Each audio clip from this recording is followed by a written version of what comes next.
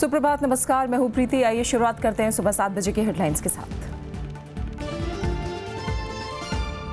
बैंकों में 500 और 1000 के नोट जमा कराने का आज आखिरी दिन। 31 मार्च तक आरबीआई में नोट जमा करने की सुविधा जारी। अब तक 60 लाख खातों में 7 लाख करोड़ जमा।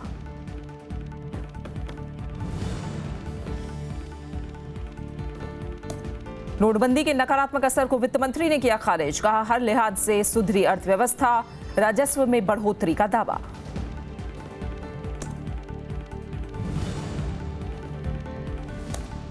समाजवादी पार्टी में फिर गहराई दरार। अखिलेश यादव ने जारी की 235 उम्मीदवारों की सूची।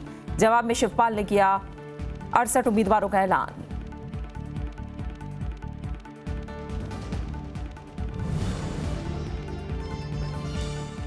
अरुणाचल प्रदेश के मुख्यमंत्री पेमा खांडू पीपीए की प्राथमिक सदस्यता से निलंबित। उप मुख्यमंत्री समेत 6 और विधायकों पर गाज। पार्टी विरोधी गतिविधियों में शामिल होने का आरोप।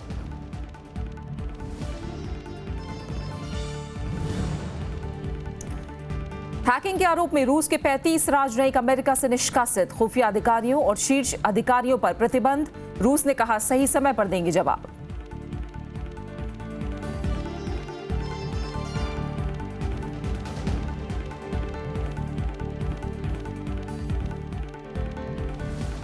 समाजवादी पार्टी में टिकट बंटवारे को लेकर मुख्यमंत्री अखिलेश यादव और प्रदेश अध्यक्ष शिवपाल यादव फिर आमने सामने आ गए हैं। अखिलेश यादव ने 235 सीटों पर उम्मीदवारों की अपनी लिस्ट गुरुवार को जारी कर दी। कुछ घंटों बाद ही शिवपाल यादव ने मुलायम सिंह के साथ बैठक के बाद 68 उम्मीदवारों की एक और सूची जारी कर दी। समाजवादी पार्टी में टिकट बंटवारे पर टकराव उस वक्त दिलचस्प मोड़ पर पहुंच गया जब मुख्यमंत्री अखिलेश यादव ने अपने 235 उम्मीदवारों की फहरिस्त जारी कर दी। समर्थक विधायकों और मंत्रियों के साथ बैठक के बाद ये सूची सार्वजनिक की गई। हालांकि इस बारे में कोई आधिकारिक घोषणा नहीं की गई, लेकिन सोशल मीडिया पर यह सूची मौजूद है। इसमें उन सभी मंत्रियों के नाम शामिल हैं जिनके नाम बुधवार को पार्टी प्रमुख की ओर से घोषित आधिकारिक सूची में नहीं थे। अखिलेश यादव ने मुलायम सिंह यादव से मुलाकात कर नाराजगी भी जाहिर की।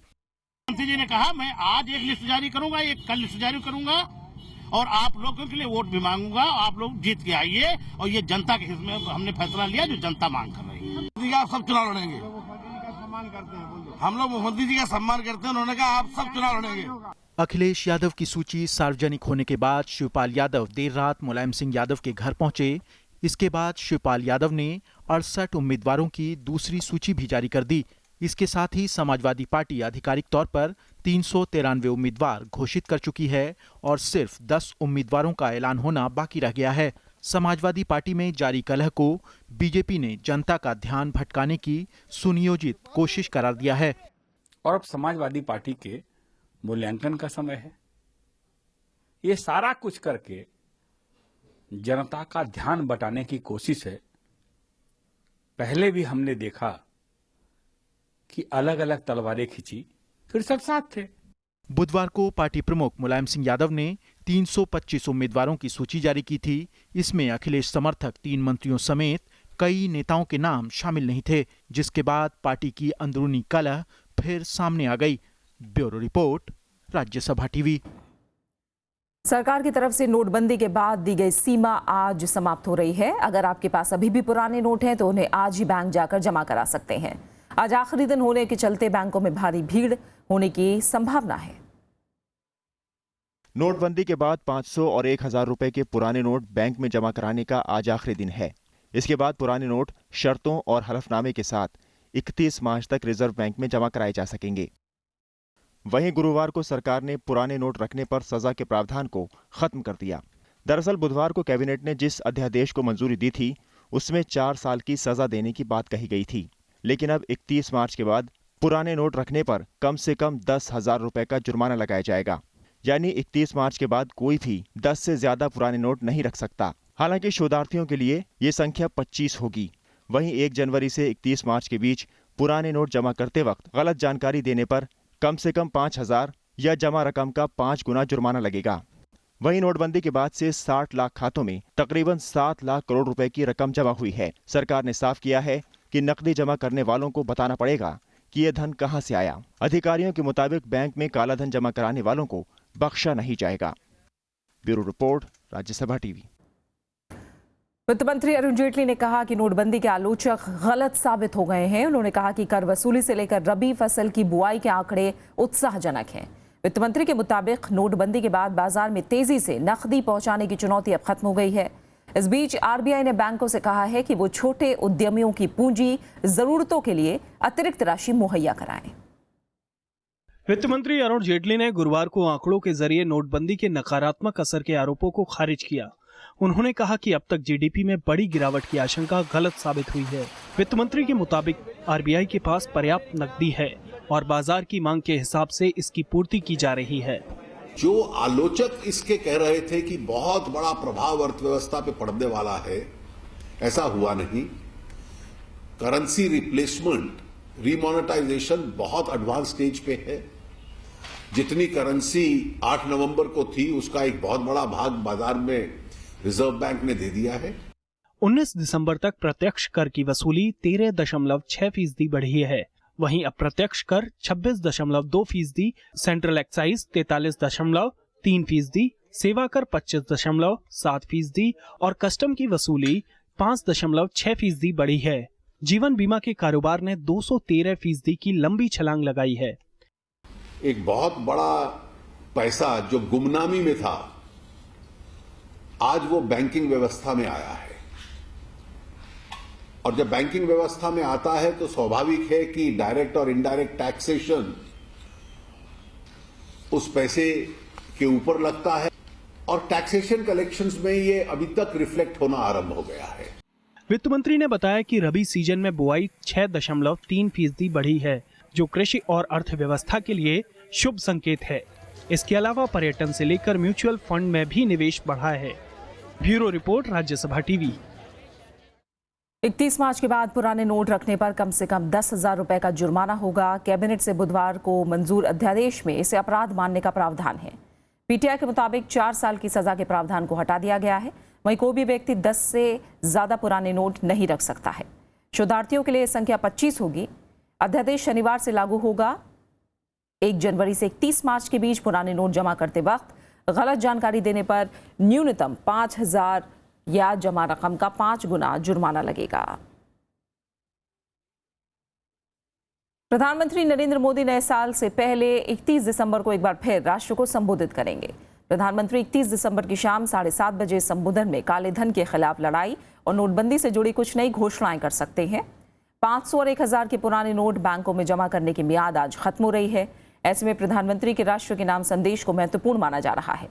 पीटीआई के मुताबिक वो नोटबंदी के बाद नकदी संकट खत्म करने के उपायों की घोषणा कर सकते हैं।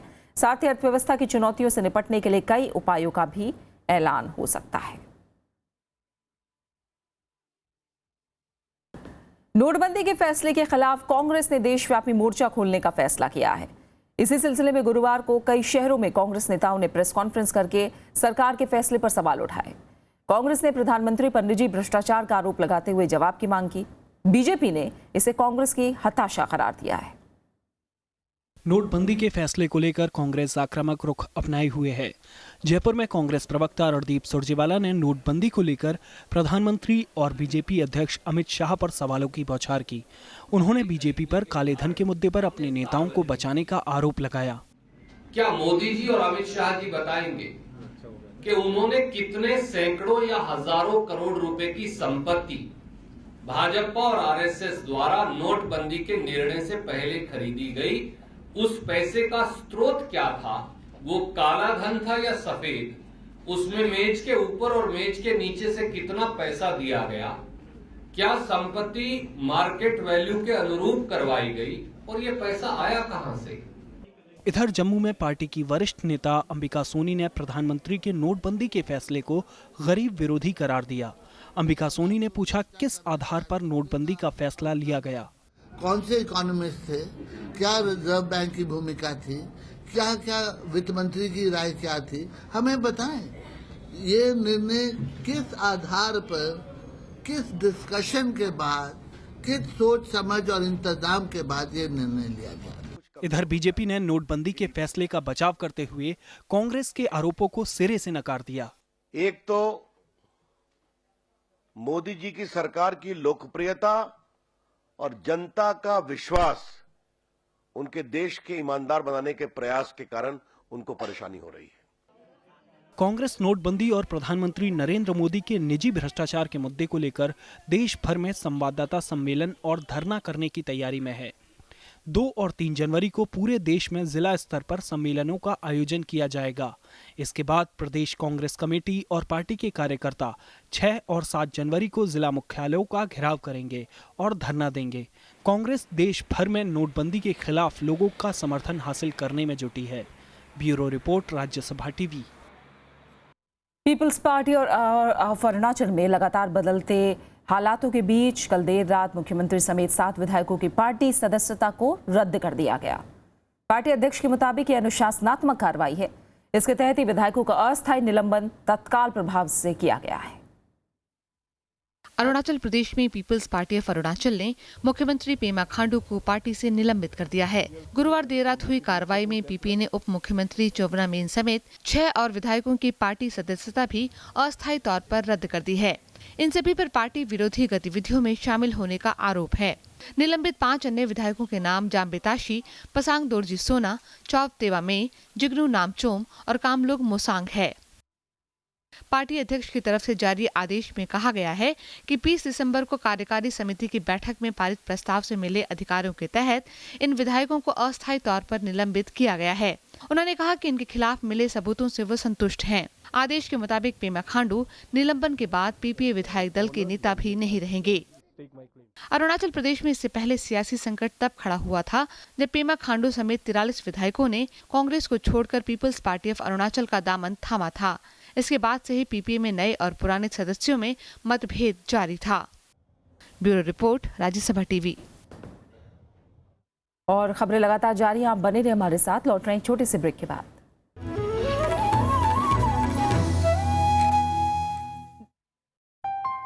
फिर धीरे धीरे यहाँ का मौसम बदलने लगा है। दुष्यंत को देश की जनता ने कभी छोड़ा नहीं। उसे कोई सरकारी पुरस्कार नहीं मिला, उसे लोगों ने याद किया और वही सबसे बड़ी चीज है। दुष्यंत की यादों के साथ देखिए उनकी नजर, उनका शहर, सिर्फ राज्यसभा टेलीविजन पर। तरकश में आज हमारी मेहमान है साहित्य के इतिहासकार डॉक्टर रक्षंदा जलील। इस प्रोग्रेसिव राइटर्स मूवमेंट ने किस तरह से समाज को, देश को इन्फ्लुएंस किया? प्रोग्रेसिव्स ने हमें ये सिखाया कि कहीं कुछ हुआ है, अगर वो एक्सप्लॉयटेशन के बारे में है, नाइंसाफ़ी के बारे में है, तो हमें उसके साथ कॉमन कॉज रखना होगा। खून आखिर खून है, टपकेगा तो जम जाएगा। जुल्म आखिर जुल्म है, बढ़ता है तो मिट जाता है। देखिए तरकश सिर्फ राज्यसभा टीवी पर।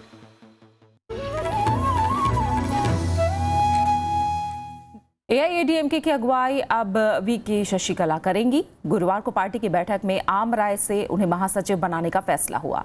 शशिकला लंबे वक्त तक जयललिता की घनिष्ठ सहयोगी रही हैं। आम परिषद की बैठक में वीके शशिकला को एआईएडीएमके का महासचिव नियुक्त करने पर मुहर लगी। आम राय से ये प्रस्ताव पारित हुआ। हालांकि बाद में होने वाली पार्टी की बैठक में उन्हें औपचारिक तौर पर इस पद के लिए चुना जाएगा, लेकिन तब तक उनके पास महासचिव के सारे अधिकार होंगे।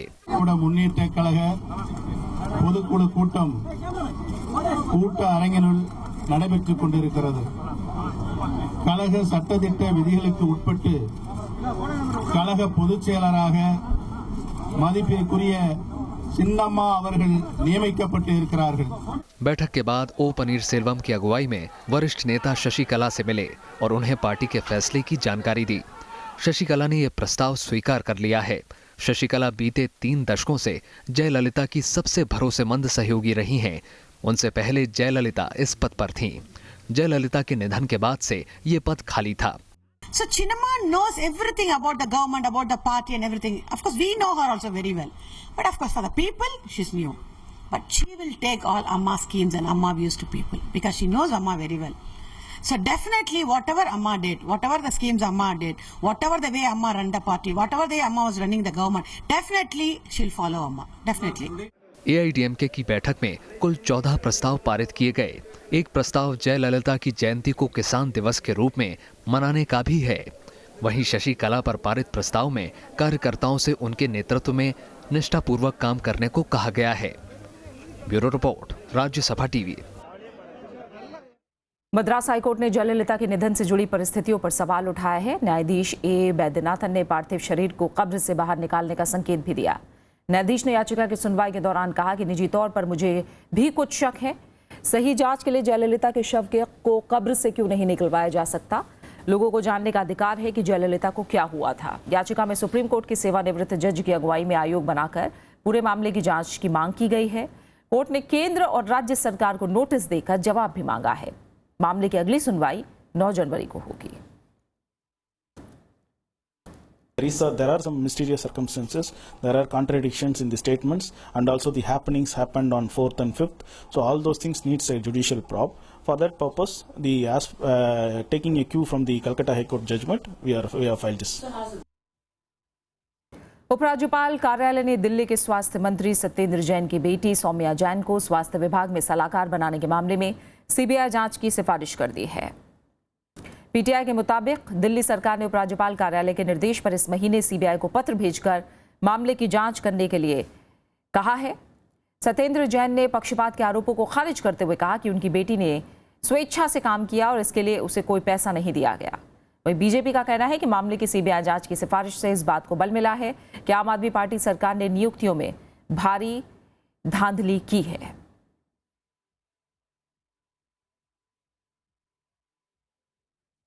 इस बीच दिल्ली के नए एलजी के रूप में अनिल बैजल 31 दिसंबर को राजनिवास में शपथ लेंगे। दिल्ली हाईकोर्ट की चीफ जस्टिस जीके रोहिणी उन्हें पद और गोपनीयता की शपथ दिलाएंगी। शपथ ग्रहण कार्यक्रम कल सुबह 11 बजे राजनिवास में आयोजित किया जाएगा। बांदीपुरा में सुरक्षा बलों और आतंकियों के बीच मुठभेड़ में 2 जवान घायल हो गए हैं। गुरुवार सुबह आतंकियों और सुरक्षा बलों के बीच मुठभेड़ हुई। सुरक्षा बलों को हाजिन इलाके के शाहगुंद गांव में आतंकवादियों की मौजूदगी के बारे में खुफिया जानकारी मिली थी। इसके बाद सुरक्षा बलों ने इलाके की घेराबंदी करके तलाशी अभियान शुरू किया। तलाशी अभियान के दौरान ही आतंकियों ने गोलियां चलाई, जिस पर सुरक्षा बलों ने जवाबी कार्रवाई की। हालांकि आतंकी मौके से फरार होने में कामयाब रहे। इलाके में सर्च ऑपरेशन तेज कर दिया गया है। आसपास के शिविरों से अतिरिक्त सुरक्षा बलों को भी भेजा गया है। राष्ट्रपति प्रणब मुखर्जी ने लेखन में वैज्ञानिक तरीके अपनाने पर जोर दिया है। गुरुवार को भारतीय इतिहास कांग्रेस को संबोधित करते हुए उन्होंने कहा कि संदेह, असहमति और बौद्धिक रूप से विवाद प्रजातंत्र के लिए जरूरी है। उन्होंने कहा कि इसे संरक्षण मिलना जरूरी है। आज सत्र का आखिरी दिन है। राष्ट्रपति प्रणब मुखर्जी ने गुरुवार को 77वें भारतीय इतिहास कांग्रेस को संबोधित किया। उन्होंने कहा कि देश की विविधताओं को बरकरार रखने में इतिहास की भूमिका अहम है। इस मौके पर राष्ट्रपति ने इतिहासकारों के सामने मौजूद चुनौतियों का भी जिक्र किया। उन्होंने इतिहास लेखन में वैज्ञानिक तरीके अपनाने पर बल दिया।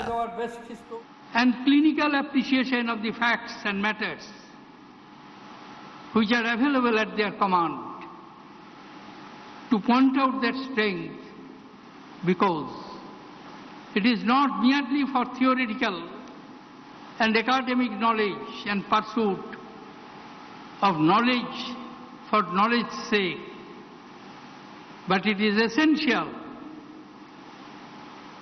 for strengthening our concept of Indian nationhood. राष्ट्रपति ने इतिहास को तोड़ मरोड़ कर पेश करने की प्रवृत्ति पर भी चिंता जाहिर की। उन्होंने इतिहासकारों को तथ्यों की प्रामाणिकता बरकरार रखने की नसीहत दी। It is natural to love one's country, see as much glory to its past as one can detect, but patriotism should not result in blinkered approaches to interpreting history or compromise with truth in order to justify an argument of choice. इस मौके पर केरल के राज्यपाल justice P Sadasivam, मुख्यमंत्री पिनरई विजयन समेत कई नामी इतिहासकार मौजूद थे। इससे पहले कल सम्मेलन के पहले दिन इतिहासकार शिरीन मूसवी को भारतीय इतिहास कांग्रेस का नया अध्यक्ष नियुक्त किया गया। सम्मेलन में देश विदेश के चोटी के इतिहासकारों के अलावा 1200 से ज्यादा प्रतिनिधि शामिल हो रहे हैं। इंडियन हिस्ट्री कांग्रेस के 77वें सम्मेलन को संबोधित करते हुए राष्ट्रपति प्रणब मुखर्जी ने इतिहासकारों से अपील की कि इतिहास का लेखन व्यक्तिगत उपलब्धि या व्यक्तिगत स्वार्थ के लिए ना हो, बल्कि एक वैज्ञानिक सोच के नजरिए से राष्ट्र निर्माण के लिए हो। कैमरा पर्सन जितेंद्र के साथ दीपक डोभाल, राज्यसभा टीवी, त्रिवेंद्रम, केरल। केंद्र सरकार ने कल स्वच्छ स्वस्थ सर्वत्र कार्यक्रम की शुरुआत की। इस पहल का उद्देश्य देश भर में खुले में शौच मुक्त खंडों में स्थित सामुदायिक स्वास्थ्य केंद्रों को मजबूती प्रदान करना है। ये कार्यक्रम स्वच्छ भारत अभियान को बढ़ावा देने के तहत शुरू किया गया है। खुले में शौच से मुक्ति दिलाने के लिए स्वास्थ्य केंद्रों को आर्थिक रूप से मजबूत बनाया जाएगा। केंद्र सरकार ने गुरुवार को स्वच्छ स्वस्थ सर्वत्र अभियान की शुरुआत की। इसके तहत देश के 708 खुले में शौच मुक्त खंडों में बटे सामुदायिक स्वास्थ्य केंद्रों को 10 लाख रुपए की वित्तीय सहायता दी जाएगी। पेयजल और स्वच्छता के साथ ही मानव संसाधन विकास मंत्रालय के सहयोग से केंद्रीय स्वास्थ्य मंत्रालय ने इसकी शुरुआत की है। स्वच्छता स्वस्थ सर्वत्र और दूसरा कार्यक्रम स्वस्थ बच्चे स्वस्थ भारत, इन दोनों कार्यक्रमों के तहत हमने मंत्रालयों के साथ मिलकर एक स्वच्छता अभियान को आगे बढ़ाने का प्रयास किया है। इस मौके पर मानव संसाधन विकास मंत्री प्रकाश जावड़ेकर ने कहा कि स्वच्छता अभियान की कामयाबी के लिए लोगों की सोच बदलनी होगी। ओपन डिफेकेशन, ये शौच मुक्त करना, ये केवल शौचालय का निर्माण का इंफ्रास्ट्रक्चर का काम नहीं है। ये लोगों की आदतें बदलने का, मानसिक सोच बदलने की ये आंदोलन है। बच्चों को स्वच्छता का महत्व बताने के लिए स्वच्छ बच्चे स्वच्छ भारत नाम की एक पुस्तिका भी जारी की गई। इन पुस्तिकाओं को देश भर के स्कूली बच्चों में बांटा जाएगा। नवविक्रम सिंह, राज्यसभा टीवी। और बात करते हैं मौसम की। पहाड़ी इलाकों में हो रही बर्फबारी ने मैदानी इलाकों में ठंड बढ़ा दी है। जम्मू कश्मीर, हिमाचल प्रदेश, बिहार और उत्तर प्रदेश में तापमान में गिरावट दर्ज की गई है। वहीं कोहरे से यातायात पर भी असर पड़ा है। पूरा उत्तर भारत इन दिनों शीतलहर की चपेट में है। धुंध और कोहरे ने लोगों की जिंदगी की रफ्तार पर ब्रेक लगा दिया है। घाटी में हो रही बर्फबारी से पारा सामान्य से 3 से 4 डिग्री नीचे लुढ़क गया है। वहीं चंडीगढ़ में पारा 7.1 डिग्री तक पहुंच गया। लखनऊ में अब तक का सबसे कम तापमान 5.8 डिग्री दर्ज किया गया। दिल्ली में 8 डिग्री तक तापमान दर्ज किया गया। हिमाचल प्रदेश में भी पारा गिरने से लोगों की मुसीबतें बढ़ गई हैं।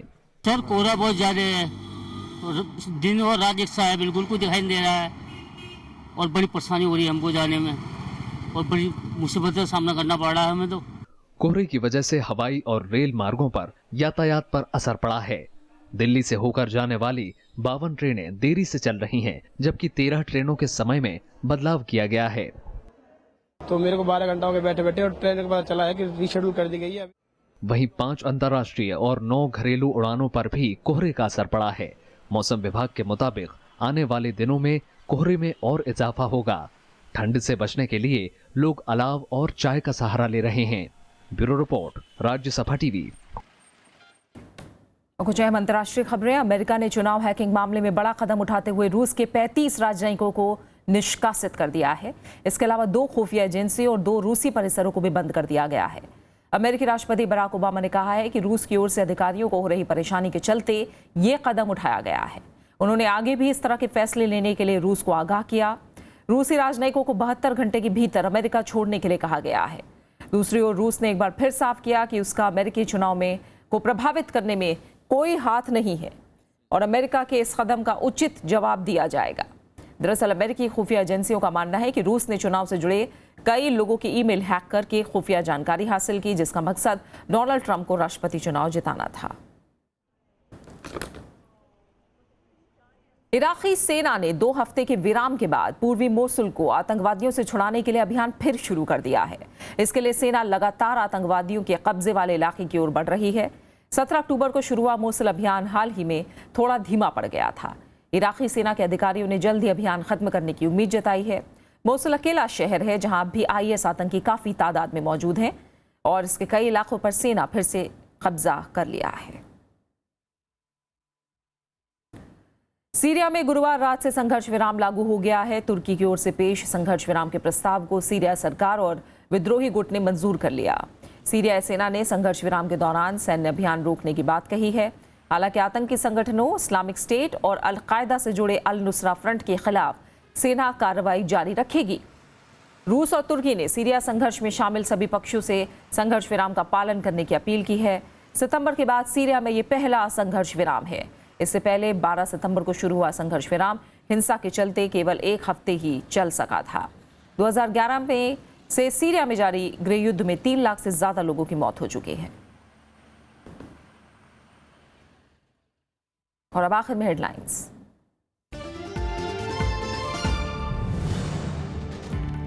बैंकों में 500 और 1000 के नोट जमा कराने का आज आखिरी दिन। 31 मार्च तक आरबीआई में नोट जमा करने की सुविधा जारी। अब तक 60 लाख खातों में 7 लाख करोड़ जमा।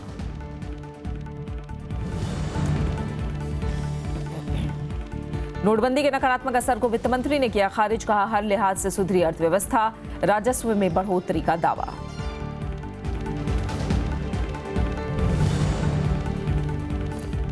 समाजवादी पार्टी में फिर गहराई दरार। अखिलेश यादव ने जारी की 235 उम्मीदवारों की सूची। जवाब में शिवपाल ने किया 68 और उम्मीदवारों का ऐलान।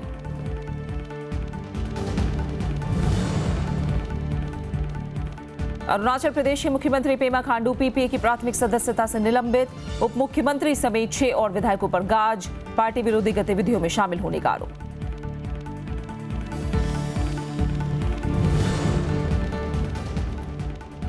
हैकिंग के आरोप में रूस के 35 राजनयिक अमेरिका से निष्कासित। खुफिया अधिकारियों और शीर्ष अधिकारियों पर प्रतिबंध। रूस ने कहा सही समय पर देंगे जवाब। और फिलहाल इस बुलेटिन में इतना ही। आगे देखिए देश देशांतर। नमस्कार।